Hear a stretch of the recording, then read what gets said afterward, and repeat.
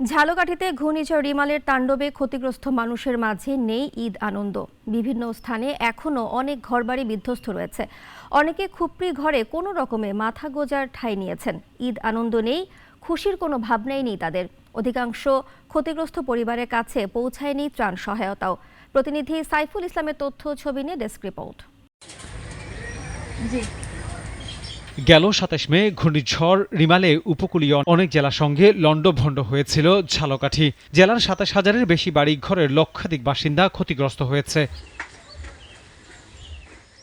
এখনও সেই ক্ষতি কাটিয়ে উঠতে পারেনি অনেকে। ঈদুল আজহা বয়ে আনেনি তাদের জন্য কোনো আনন্দ। চরম ভোগান্তিতে দিন পার করছেন তারা। সরকারি উদ্যোগে কেউ কেউ খাদ্য সহায়তা পেলেও ঘর পুনর্নির্মাণের জন্য টিন বা নগদ অর্থ সহায়তা পাননি কেউই। প্রতিদিনের খাবারের জন্যই নিদারুণ কষ্টে কাটছে তাদের জীবন। তাই ঈদে আনন্দ নেই অনেকের মনে। ঘূর্ণিঝড়ে আমার ঘর বাড়ি সব সম্পূর্ণ শেষ হয়ে গেছে, পানিতে ভাসাই লয়ে গেছে। ঘর বাড়ি সবই শেষ, ঘরে মাল সামানো শেষ, থাকতে পারতেছি না, খাইতে পারতেছি না। ঈদে আমরা তো মানুষের বাড়ি আছি, আমাদের কি কোনো ঈদ আছে, কোরবানি আছে? আমরা খুব কষ্টেই আছি। জনপ্রতিনিধিরা বলছেন, রিমালে ঘরবাড়ি বিধ্বস্ত হয়ে ক্ষতিগ্রস্তদের তালিকা করে ১০ কেজি করে চাল বিতরণ করা হয়েছে।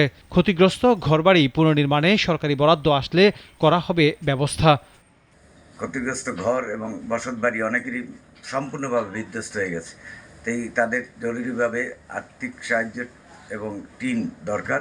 কিন্তু এই টিন এবং আর্থিক সাহায্য সরকারিভাবে যদি আমি বরাদ্দ পাই, তাহলে অবশ্যই ইউনিয়ন পরিষদের পক্ষ থেকে তাদেরকে ঘরে ঘরে লিস্ট অনুযায়ী পৌঁছে দেওয়া হবে। রিমালের ক্ষতি পুষিয়ে উঠতে সরকারের সহযোগিতা চেয়েছেন ক্ষতিগ্রস্ত বাসিন্দারা। ডেস্ক রিপোর্ট, নাগরিক।